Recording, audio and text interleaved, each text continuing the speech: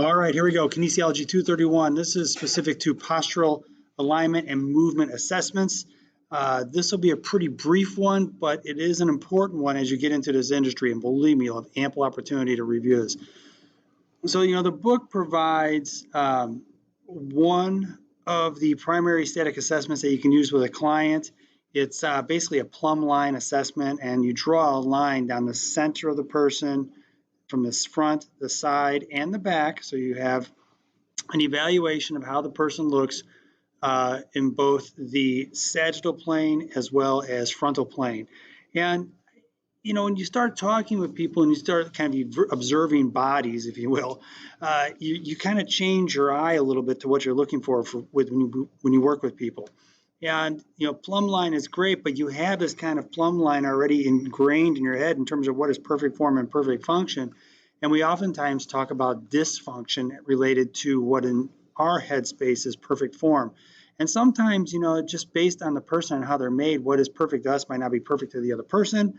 And you have to work within that context. But the big thing is when you start working with people, you have to be able to evaluate the person when you first meet them. And I'll explain this here in a second. Now, you have a number of different options that you can use, one of which is this one. This is a Kent Health Postural Analysis Grid. You'll see this many times on a wall or see it sometimes on the back of a door. And people will stand in front of this to give a grid pattern to kind of evaluate how they look. I tend to, and this is also another version, this is called the SAM Mark 8, if it is. And it's you stand on a platform and you use these horizontal bands here to kind of mark points on the shoulders, the hips, knees, ankles, and you use these to mark a plumb line.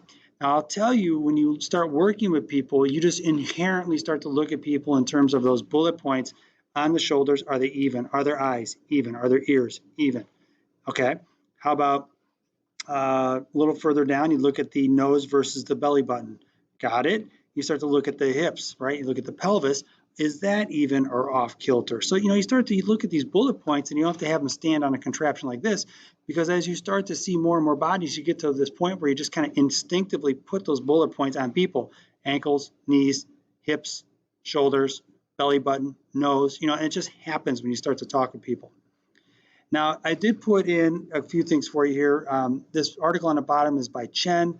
It's specific to force plates to evaluate balance as well as postural analysis.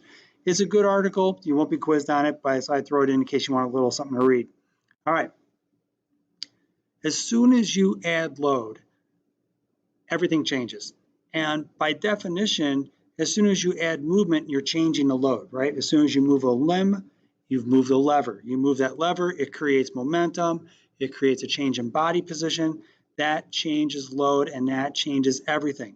And where this becomes important is when we start to look at some of our evaluations we have for our lab, and you look at the person in the black up top here, and they switch from a 2-footed base to a 1-footed base, and you have head over foot, which is very appropriate, and it just happens naturally in running anyways to keep our balance.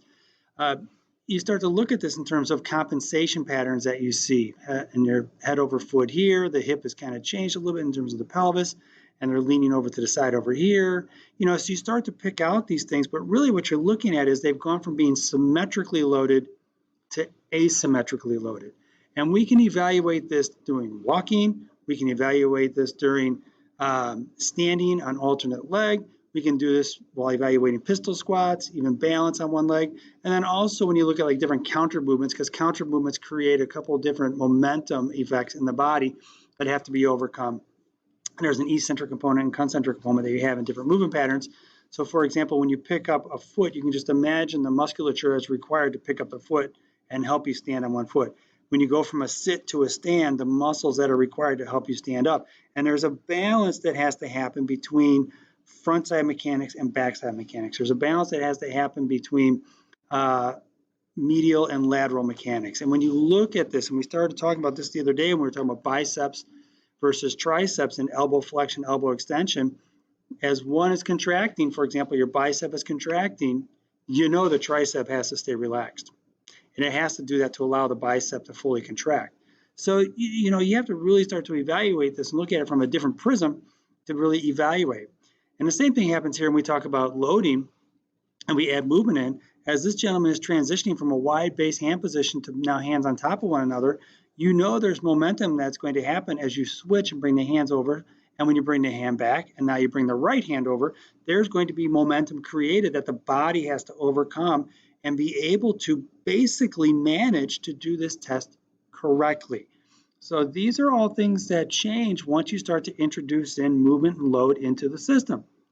All right, so the book talks about that closed chain upper stability test and the single leg squat, which are great, and the single leg squat test and the forward step down test are great. They're very similar, but notice the difference in that. When you go and you step off of a stair, you have different eccentric loading parameters to catch one's body weight as you step down from one step to another, as opposed to doing a single leg squat. So they're kind of the same but different, right, if you really want to evaluate this.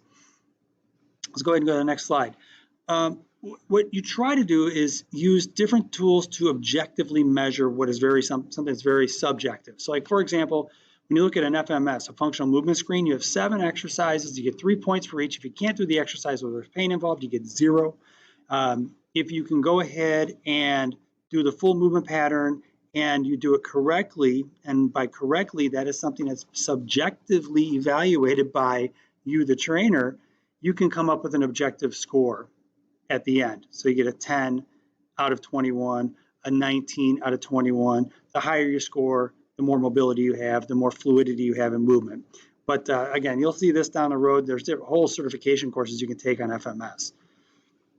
Now, if we look at this, when people walk in and they're walking down the hallway towards you or walking across the gym towards you, that's when your evaluation starts.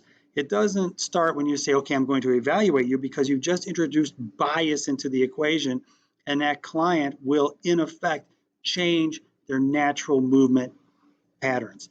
You want to be able to evaluate your person as they're walking towards you and not tell them. Oftentimes, as I'm walking with the person from the front desk to go sit down with them at a table to have a conversation regarding personal training, I'm already evaluating their movement patterns to see if there's dysfunction. Because I know as soon as I say to them, I'm going to evaluate and offering a clinical perspective, they change, they snap up, they get better posture, they they pull their shoulders back, and it creates bias in the equation.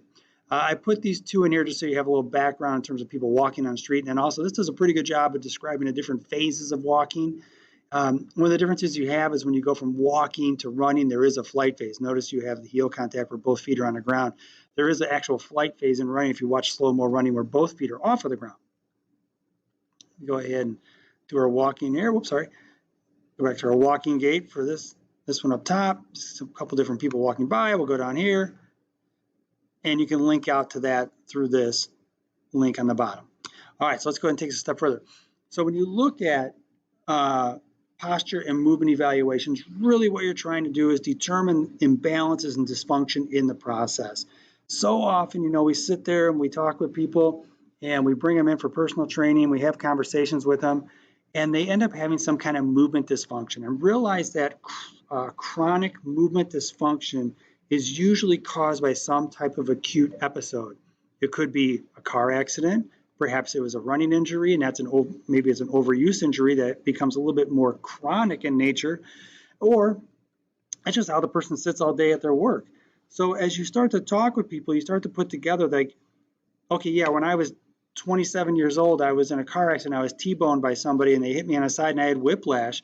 Okay, well, maybe that's causing some kind of dysfunction in the neck and pain down the system and in the brachial plexus and some neurological dysfunction, and it's asymmetrical.